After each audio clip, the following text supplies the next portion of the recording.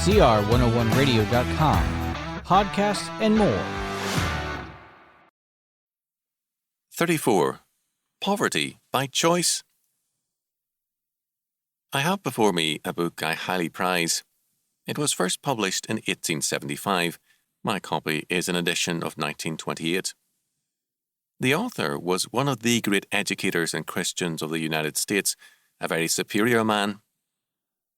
Recently, when I lectured at a law school in the East, the young man who led me to the assembly hall bore the same last name. As my host, the Reverend Robert L. Thoburn, and I chatted with the young man, we learned that this student was of the same family, a great-grandson of the author whose book I prize.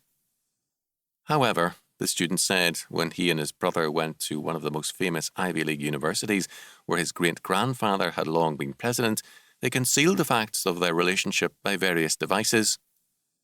Mr. Thoburn and I were both startled to realize that a youth of such a great heritage would want no part of it, as was obviously the case. His great-grandfather had been famous for his Christian orthodoxy and his strong, old-fashioned American conservatism. He had trained a few generations of American leaders. The young man, dressed like a semi-hippie, pleasant and likable, had cut himself off from his past. He was poor by choice. This is our real problem with old and young in our age. So many, heirs of Christian cultures and traditions, descendants of martyrs and heroes, choose to ignore that heritage of faith and to deny it. They are poor by choice.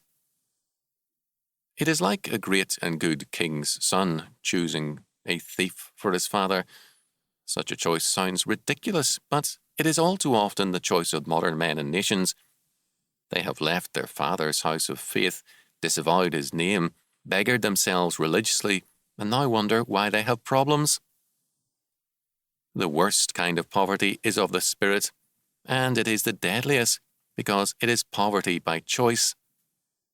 If the young man at that law school was foolish, how much more so are you if you, having denied your heavenly Father, have become poor deliberately?